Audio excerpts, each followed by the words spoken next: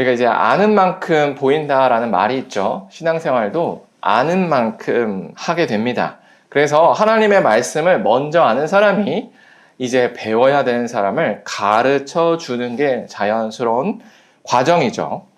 그런데 그렇게 배우고 가르치다 보면은 꼭 나오는 말이 있어요. 그게 뭐냐면 굳이 그렇게까지 해야 하나요? 이 말이 제일 자주 나오는 말인 것 같아요.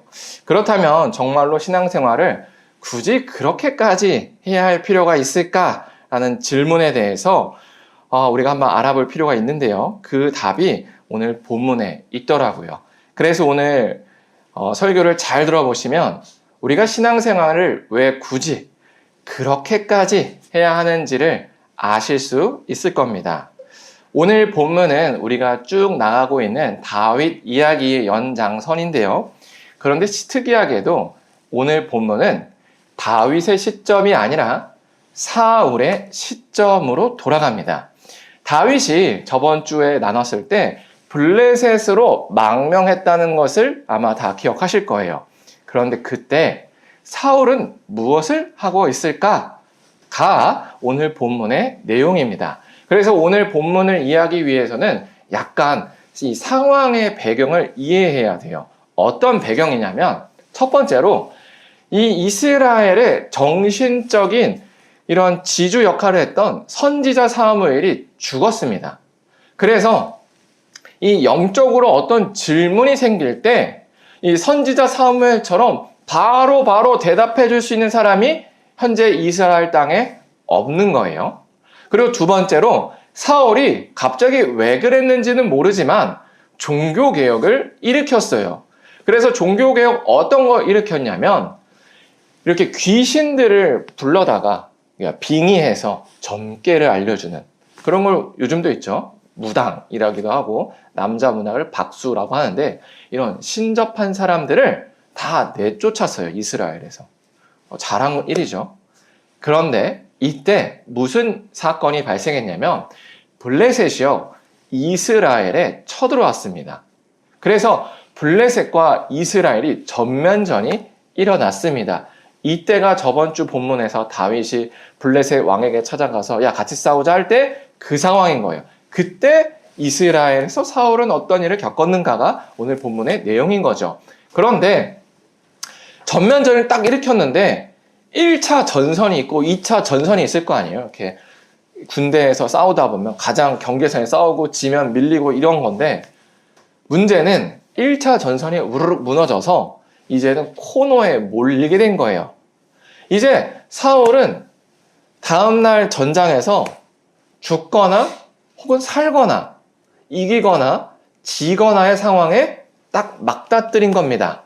그러니까 사울이 굉장히 불안했던 거예요. 왜냐하면 사울이 불안하니까 하나님께 여러 가지로 어떻게 해야 되는지 물어봤거든요. 그래서 먼저 뭘 했냐면 하나님께서 혹시라도 꿈으로 알려주지 않을까 했는데 꿈으로도 응답을 안 하신 거예요. 그리고 선지자들을 찾아가서 어떻게 해야 되는지 물어봤는데 모른다는 거예요. 그렇게 하나님께서 사울의 질문에 침묵하셨습니다. 그러니까 사울이 굉장히 이렇게 불안한 거예요. 이처럼 하나님과 멀리 떨어지면요, 사람이 불안해져요. 하지만 하나님과 가까워지면요, 사람이 평안을 누립니다. 그래서 이 원리를 우리가 잘 기억해야 돼요.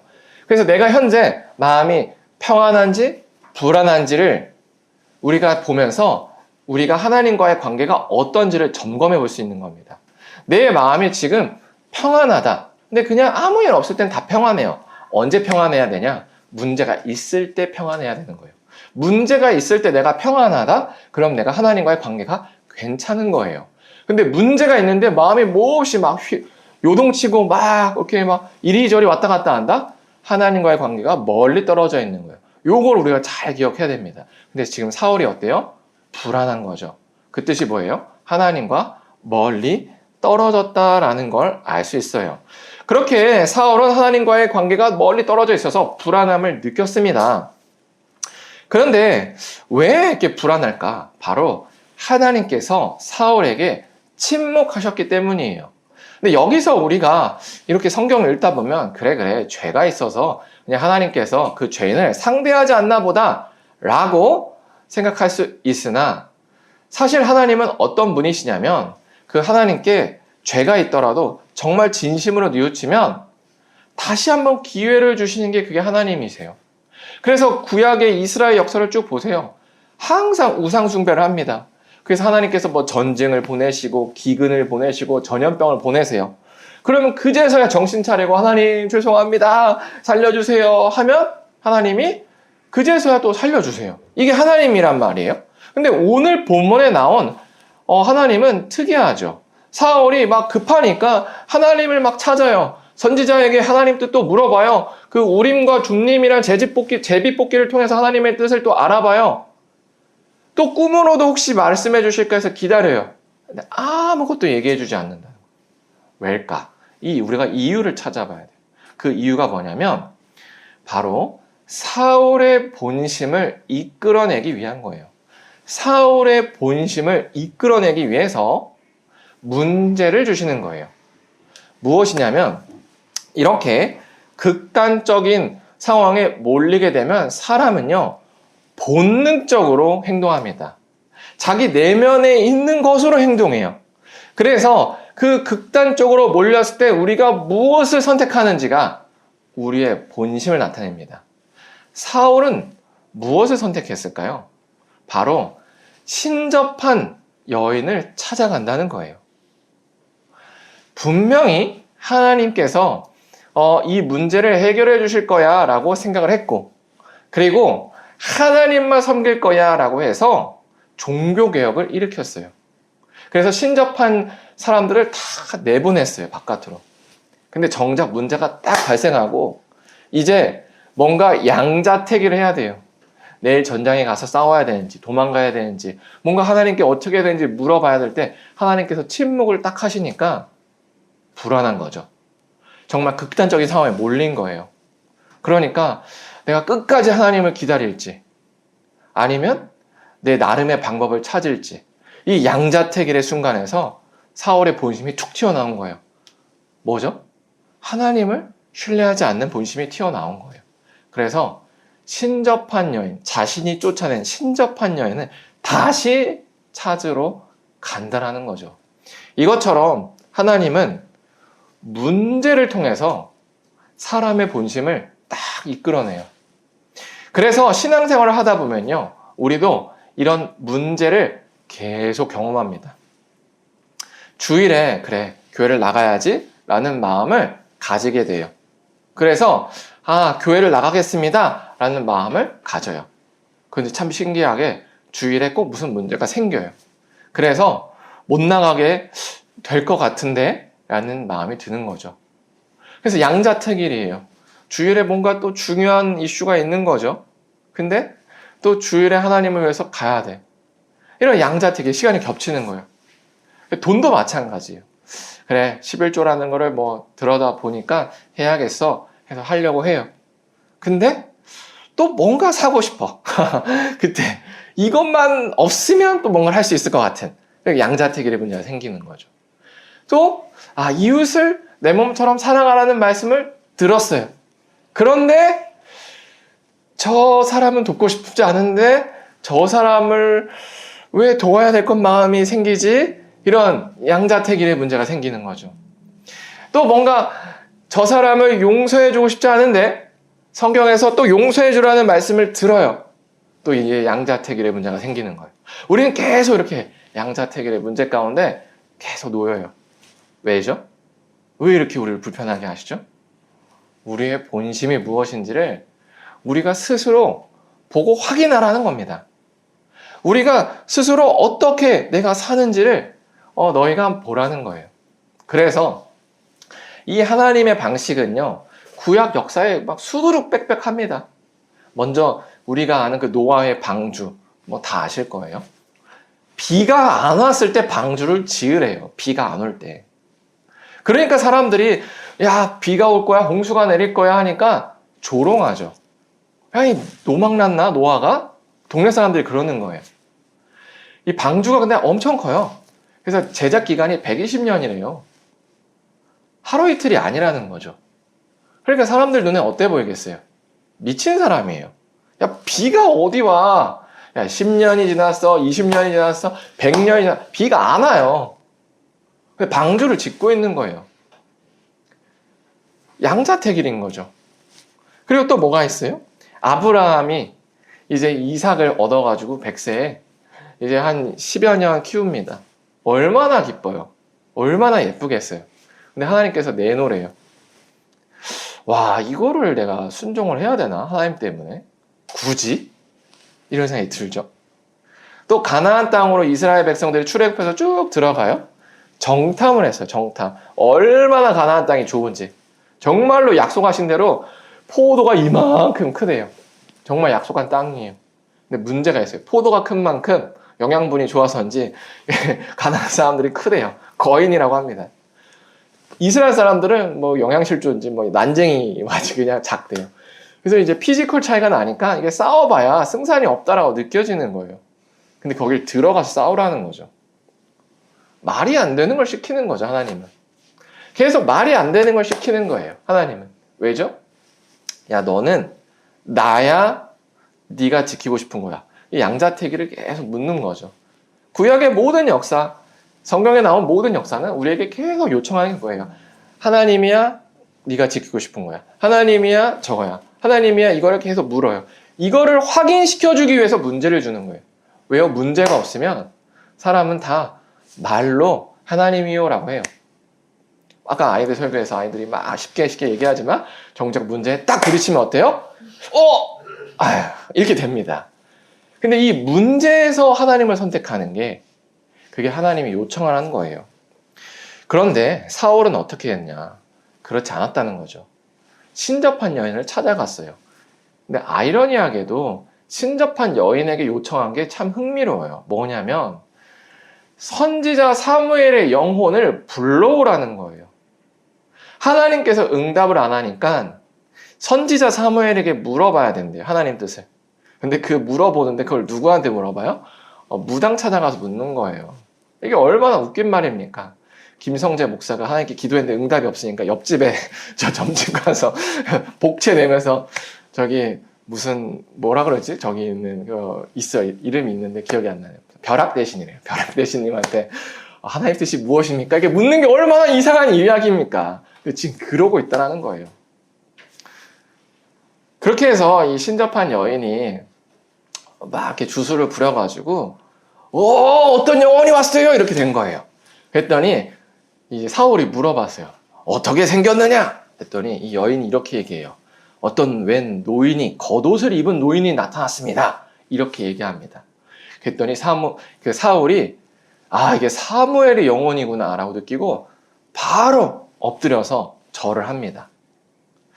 자, 여기서 우리는 성경을 이렇게 읽다 보면 이렇게 영혼을 불러볼 수가 있는 건가? 이게 또 말이 되나? 라고 생각이 들어요. 또 왜 그러냐면 또 성경책에 이렇게 얘기해요. 그 영혼을 사무엘이라고 지칭하면서 사무엘이 사울에게 이르되 라고 하면서 막 이 영혼이 이 사울에게 막 책망하는 장면이 나오거든요. 그러면서 뭐지? 이렇게 영혼이 이 땅에 다시 올 수 있나? 라는 생각을 할 수 있는데 사실 오늘 본문에서 정확하게 이 영혼이 사무엘이라고 지칭한 적이 없어요. 겉옷을 입은 노인의 모습이 왔다라고 했을 뿐이에요. 근데 사울이 그냥 그렇게 받아들인 거예요. 그리고 오늘 본문은 이 사울의 관점에서 어떻게 느꼈는지를 우리 독자들에게 알려주기 위해서 사무엘이 이렇게 얘기했다라고 표현할 뿐인 거예요. 그렇다면 우리가 두 가지 질문을 해야 돼요. 첫 번째로는 정말로 영혼이 이렇게 나올 수 있나? 이 질문은 안 됩니다. 왜냐하면 예수님께서 이미 답을 주셨어요. 사람이 죽으면 영원한 벌과 영원한 상을 받아요. 그렇죠? 천국과 지옥에 들어간다는 거예요. 근데 나올 수 있다 해보세요. 영원성이 깨진다라는 거죠. 지옥에서 너무 고통스러운데 우리 엄마 지옥 갔으니까 무당한테 가서 계속 우리 엄마 불러내면 지옥에서 면회되는 거예요. 면회. 지옥에서 면회 나오셨습니다 이러면서 이상하다는 거죠. 안 맞는 거예요. 안 불러내지는. 그러면 누구냐? 바로 사탄의 졸개인 귀신입니다. 귀신이라는 게 우리가 떠올리면 대부분 생각하는 게 뭐 이제 흰 소복을 입은 뭐 하고 떠다니는 그걸 생각하는데, 성경에서 말하는 귀신은 그게 아니고요. 실제로 우리가 느끼는 귀신은 그게 아니고 사탄, 타락한 천사들의 그 무리예요. 그래서 그 무리들이 인간이 보고자 하는 대로 보여줍니다. 사울은요, 사무엘을 원했어요. 그러니까 그 귀신이 사무엘인 척 하고 있는 거죠. 그리고 사무엘인 척 말을 해요. 그래서 뭐를 말했냐면 이렇게 얘기를 해요. 너 내일 죽어, 이거였어요. 그리고 하나님이 약속하신 대로 이 땅을 다윗에게 넘길 거야 라고 얘기했어요. 너무 하나님 말씀이어서 사무엘 같이 느껴지죠. 귀신은요, 정말 그렇게 다가옵니다. 귀신은요, 우리 안에서 그렇게 역사해요. 그렇기 때문에 사울이 완전히 속아 넘어간 거죠. 그래서 그냥 거기서 좌절하고 포기했어요. 이게 사실 귀신이 원했던 겁니다. 귀신은 우리가 하나님께로 회개하기를 원하지 않아요. 그냥 포기하길 원해요. 만약에 정말로 하나님의 사람이었다면 지금이라도 회개하라고 얘기했을 거예요. 왜냐하면 하나님은 인자하고 자비가 넘치시기 때문이죠. 그래서 정말로 징계가 내리기 직전일지라도 하나님께 회개한 사람은요, 하나님이 용서해 주세요. 히스기야 왕이 그랬습니다. 히스기야가 죽을 병에 걸렸어요. 그래서 정말로 이사야 선지자가 찾아가서 당신 못 살아? 통보했어요. 그리고 돌아갔습니다. 여기서 이제 포기해야 정상이에요. 근데 히스기야는 포기하지 않았어요. 그제서야 하나님 정말 제가 잘못했습니다. 회개했어요.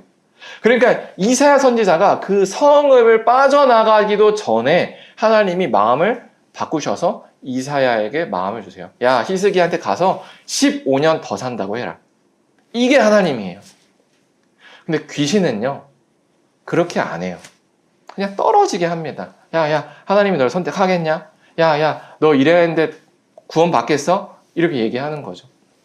우리도 똑같이 영향을 받아요. 하나님과 멀어지면요, 성령 하나님의 영향을 받는 게 아니라 이런 귀신의 영향을 받는 거죠. 그런데 하나님은 어떻게 해요? 그 순간에서도 돌아오길 원해요. 그래서 애초에 하나님께서 오늘 본문에서 침묵하셨던 이유를 잘 생각해 봐야 돼요. 뭐냐면 사울의 본심을 끌어내기 위한 거였죠. 그리고 사울이 어떻게 하길 원했어요? 죽으면 죽으리라 하는 믿음으로 하나님이 응답하시지 않아도 끝까지 하나님만이 나를 구원하실 수 있다라고 믿고 버티는 거예요. 하나님 앞에서. 그랬다면 다음 챕터가 달라졌었겠죠. 그게 하나님께서 원하셨던 거예요. 굳이 하나님 앞에서 계속 침묵하시는데 버티는 게 신앙이라는 겁니다. 그래서 우리가 신앙생활을 하면서 이 신앙이라는 게 뭘까? 믿는다는 게 뭘까는 굳이 하나님 때문에 그렇게 하는 거예요. 굳이 하나님 때문에 그렇게 하는 게 신앙인 겁니다. 그래서 이 관점을 가지고 성경책을 쭉 다시 한번 복기해 봅시다. 노아가요, 비가 안 오는데요, 굳이 방주를 지어요. 맞죠? 왜요? 하나님 때문에. 아브라함이요, 독자 이삭을 받았어요. 건강해요. 하나님께 바치래요. 굳이? 왜 바치지? 건강한데? 이상하잖아요. 하나님 주셨는데. 굳이 하나님 때문에 바쳐요. 왜요? 이게 신앙이거든요. 이스라엘 사람들이 가나안 땅에 정탐을 갑니다. 딱 봐도 승산이 나와 있어요. 가나안 사람이 이겨요. 근데 굳이 왜 들어가죠? 질게임을? 하나님 때문에 하는 거예요. 이것처럼요, 신앙은 굳이 하나님 때문에 손해보는 겁니다. 굳이 하나님 때문에 손해보는 게 신앙이에요. 그런데 우리는 굳이 왜 하지? 이렇게 나가요. 굳이 왜 하지? 왜일까요? 이 하나님 때문에를 선택하는 게 내가 지금 손해보는 것보다 나쁘다고 생각이 드는 거죠. 그럴 때 우리가 생각해야 되는 게 무엇이냐면 바로 복음이에요. 내가 하나님께 무엇을 받았지를 생각해야 돼요. 우리가 예수님이 2000년 전에 죽으심으로 우리가 하나님의 자녀가 됐습니다. 그리고 천국 백성이 됐습니다. 이게 우리의 신분이에요. 그래서 우리는 죄를 지어도요, 하나님께 용서함을 받아요. 그리고 지금 하나님께 천국 가기 위해서 돈을 낸 것도 없고, 기도를 한 것도 없고, 한 것도 없는데, 하나님의 그 천국 백성이라는 신분을 먼저 받았어요. 맞죠?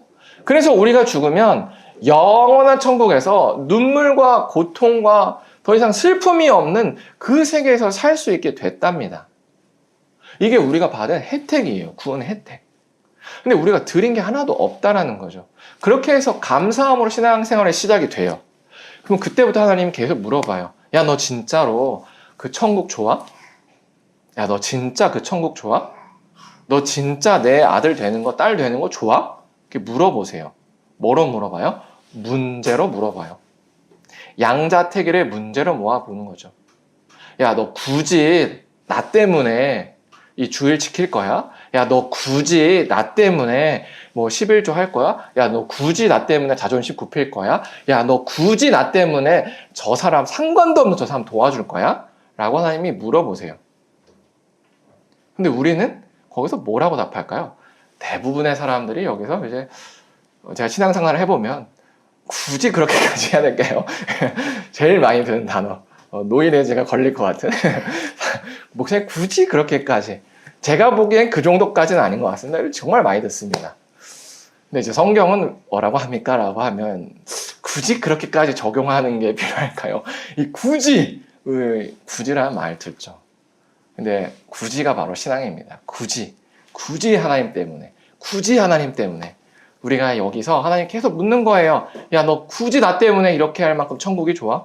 야, 너 굳이 나 때문에 이렇게 할 정도로 내가 좋냐? 정말 나에게 감사하냐? 정말 나와 함께 하고 싶은 거야? 를 묻는 거예요. 너 받았는데 그 받은 그 은혜가 정말 그렇게 좋니? 너 정말 네가 좋아하는 돈 내려놓을 만큼 좋아? 네에게 중요한 그 시간 내려놓을 만큼 좋은 거야? 야, 너에게 진짜 있는 그 자존심 내려놓을 만큼 내가 그렇게 좋니? 라고 물어보시는 게 바로 그 굳이의 상황인 거죠. 그때 우리가 어떻게 답을 해야 될까요?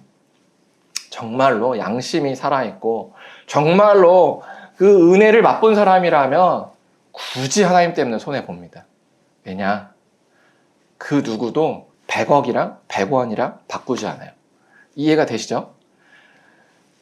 여러분이 100억이 있는데 제가 100원을 들고 여러분 저랑 바꾸실래요? 하면 아무도 안 바꿉니다. 맞죠? 반대는 돼요. 제가 100억을 드릴 테니 100원을 주세요는 해요. 맞죠? 여러분 제가 100억을 드릴 테니까 100원만 주세요. 오, 예, 이러면서 바로 줍니다. 맞죠? 지금 100억이 뭐예요? 천국이에요. 하나님의 자녀가 되는 겁니다. 하나님은 먼저 주셨어요. 우리 받았어요. 근데 하나님 뭘 요청해요? 100원을 요청해요. 그게 뭐예요? 우리의 시간이죠. 우리의 돈이에요. 우리의 자존심이에요. 내 평판입니다. 이게 진짜 어느 정도 가치가 있을까요? 천국과 바꿀 만한 가치가 있을까요? 어리석죠. 이걸 바꾸면. 하나님이 요청하는 게 바로 그거예요. 근데 우리는 어떻게 생각하냐면 마치요. 내 자존심, 알량한 자존심이 천국보다 귀한 줄 알아요. 내가 다른 사람들한테 예수님 전해가지고 나쁜 사람처럼 비치는 거에 대해서 마치 세상이 무너지고 천국이 없어지는 것 같은 생각을 합니다. 별거 아니거든요, 사실. 그리고 주일날 내가 예배당에 나오고 정말 성도들과 교제하는 이 예배에 참여하는 것에 내가 이것 때문에 이런 공부를 못하고 프로젝트를 못하고 뭘 손해보는 거에 대해서 대단히 큰 손해를 보는 거로 착각을 하죠. 그러나 진짜 한번 따져봅시다. 천국과 내가 지금 손해보는 게 어떤 게 더 가치가 있는지. 이성적으로 보면 당연히 무언지 압니다. 그래서 우리는 이 굳이가 우리의 신앙의 지표예요. 이 굳이가 안 되면요, 우리 불안해요. 편할 수 있어요, 지금 당장. 지금 당장은 내 돈 챙겨요, 시간 챙겨요, 자존심 챙겨요 하니까 편해요, 익숙해요. 근데 불안해요. 근데 굳이 손해보면요, 하나님이 뒤에서 채워주는 걸 경험하게 돼요. 그래서 와, 내 힘으로 사는 게 아니구나 깨달아요. 와, 내 힘으로 감당할 수 없는 세상을 하나님이 감당시켜 주는구나. 우와, 이러면 인생이 형통하겠네? 생각이 돼요. 그래서 평안해요. 그래서 하나님과 가까우면 평안하고요, 멀면 불안해요.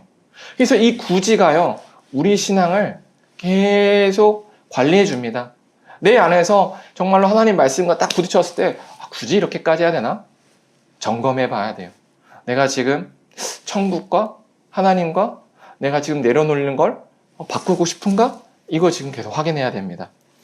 저도 최근에 이 과정이 있었어요. 우리 교회가 뭐 저 스타일을 이미 아셔서 뭐 아시는 분도 있겠지만 아마 개인 면담을 많이 합니다. 그래서 면담할 때마다 이제 도전을 드리죠. 굳이 이렇게 해보시라. 굳이 이렇게 해보시라. 그런데 뭐 다들 경험해 보시겠지만 굳이가 썩 듣기 좋지 않아요. 들어보면 늘 이렇게 손해보라 그러고 뭔가 이렇게 좋은 얘기 안 합니다. 그러다 보면 우리 교회에서 뭐 이제 벌써 몇 분이 다 떠나고 뭐 이런 과정을 다 경험했다는 걸 아실 겁니다.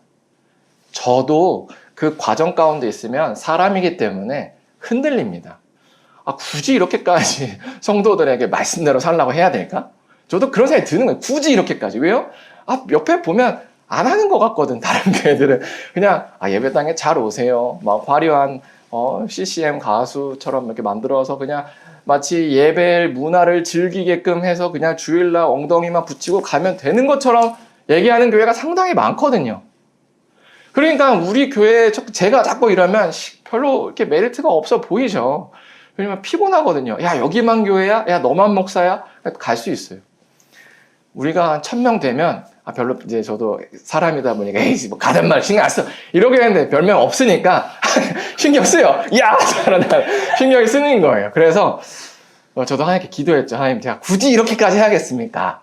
저도 다른 목사님들의 조언을 따라서 야, 이제 알면서 모른 척 하고 싶습니다. 근데 하나님이 저한테 이렇게 마음을 주시는 거예요. 어떤 마음을 주셨냐면, 야, 성재야, 너 얼마 못 살고 죽는다고 생각해봐라. 그럼 너 뭐가 후회가 되겠냐? 이렇게 물으시더라고요. 그랬더니 제 마음 가운데 후회되는 건 성도님들 떠날까봐 두려워서 하나님의 말씀을 말씀대로 가르치지 않고 지도하지 않은 게 후회가 될 것 같더라고요. 왜냐하면 종말의 심판 때 되면 다 만나잖아요. 그리고 제가 어떤 마음으로 여러분께 괜찮다고 했는지를 아실 거 아니에요. 제 아내는 사실 에휴 이러면 큰일 나겠다를 알고 있으면서도 입 싹 닫고 아이고 괜찮습니다 했더니 그럴 수도 있죠. 바쁘시면 뭐 사업도 챙기시고 뭐도 챙기시고 다 하셔야죠. 그냥 가끔 심심할 때 예배는 한 번씩 나오세요. 이렇게 하면 편하죠. 서로 뭐 얼굴 붉힐 일 없고 서로 막 몇 시간씩 씨름할 필요 전혀 없을 거예요. 어떤 사람이 괜히 그것 때문에 상처받아서 제 욕을 하면서 야 여기만 교회냐 말을 왜 그따위로 하냐 이런 말을 안 들을 수도 있어요. 저도 그걸 아는데 종말의 심판 때 가서 그 사람도 서 있고 저도 서 있을 거 아니에요. 근데 그 사람 인생 다 살았잖아요. 그리고 나서 그때 보면 야 이 목사가 진짜 그때 지도를 제대로 해줬어야지 진짜 입 싹 닫고 내가 지금 망하라고 이렇게 있었네? 하지 않겠어요? 저는 그게 싫더라고요. 제가 오늘 죽을지 내일 죽을지 모르잖아요, 우리. 근데 제가 성도님들이 떠날까를 두려워가지고 아무 말도 안 하고 있으면 정말 전 그게 후회가 남겠다라고 생각이 들어서 그때 제가 결단을 내린 게 굳이 얘기해야겠구나. 굳이 불편하게 만들어야겠구나. 그게 제가 내린 결론입니다. 그게 하나님께서 저에게 요청한 신앙이더라고요. 여러분께는 다른 방식으로 들어오시겠지만 저에게는 그냥 툭 까놓고 얘기하면 저에게는 그냥 이게 제가 정말 생업을 건 정말 그냥 속되게 얘기하면 비즈니스처럼 보이잖아요. 그랬을 때 누가 망하고 싶겠어요? 누가 이 정직해서 망하고 싶겠습니까? 근데 하나님께서 그걸 요청하시는 거예요. 망하면 망해라. 다 떠나면 어쩔 수 없다. 한 명이라도 남아도 그때까지 해라. 다 떠나면 또 붙여줄게. 뭐 이런 느낌인 거예요. 그래서 제가 이제 아내한테 얘기했죠. 그렇대. 망할 수도 있대. 그래도 그래 갈래? 근데 이제 어쩌겠습니까? 가야죠. 네. 이게 우리가 걸어가는 신앙의 길인 것 같아요. 굳이 그렇게 하래요. 굳이 하나님 때문에 뻔히 손해볼 줄 알면서 가랍니다. 네, 저는 그렇게 갈 거고, 우리 교회에 있으면요, 여러분 다 예수님 제자 됩니다. 떠나거나 되거나 둘 중에 하나밖에 없어요. 안 되고 버티는 건 없다. 어차피 될 때까지 계속 얘기할 거니까. 그게 사실 저는 교회라고 생각해요. 만약에 우리 교회가 정말 그런 게 없다면 도대체 다른 교회랑 뭐가 다르겠습니까? 여기 뭐하러 모여 있겠습니까? 세상에 교회 많아요. 우리 성도님들 사는데 그 지도 펴가지고 교회라고 치면 한 수십 개 나옵니다. 내 집 인근에도. 근데 왜 여길 와야 돼요? 이거에 대해서 우리가 답을 할 수 있는 건 전 딱 하나예요. 진짜 예수님 제자 되고 싶고, 정말 하나님 말씀대로 살고 싶고, 정말 그런 사람들이 외계인 취급 안 받고 싶은 교회 찾으면 여기 오시라. 그리고 그렇게 살고 싶으면 여기 와서 같이 살아보자. 어차피 신앙생활 할 건데 가짜 하지 말고 정말 진짜 해보고 정말 하나님 살아계신지 내 경험하고 싶다면 여기 남으시라. 전 그렇게 말씀드리고 싶어요. 그리고 제 삶을 통해서 예수님이 증거되고, 여러분의 삶을 통해서 예수님이 증거되고, 우리의 교회를 통해서 예수님이 증거되기를 전 소망합니다. 그렇게 하기 위해서는 굳이 그렇게까지 해야 돼요. 굳이 내 문화생활비 쪽에서 전혀 상관없는 국어라는 사람에게 돈을 주는 거예요.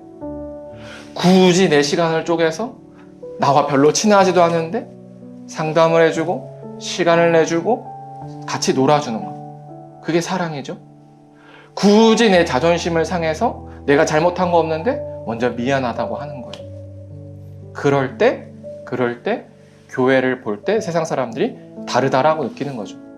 근데 우리도 굳이 그렇게까지 할 필요가 없어가 기본 문화가 되면요, 뭐가 다르죠? 할 수 있는 것만큼 하는 게 도대체 세상과 뭐가 다르겠어요? 세상도 기부도 해요. 할 수 있는 만큼 기부해요. 할 수 있는 만큼 배려하고요. 할 수 있는 만큼 손해 봐줘요. 맞죠? 근데 그걸 넘어서는 굳이가 되려면 하나님이란 이유가 있어야 돼요. 그 하나님이란 이유를 우리가 붙잡을 것인지 말 것인지가 신앙이라는 거죠. 그래서 우리가 이 시간에 찬양하고 기도할 때 이렇게 기도했으면 좋겠습니다. 삶에서 하나님의 말씀 때문에 굳이 손해보는 걸 당연하게 여기게 해달라고 우리 함께 찬양하고 기도했으면 좋겠습니다. 아시겠죠?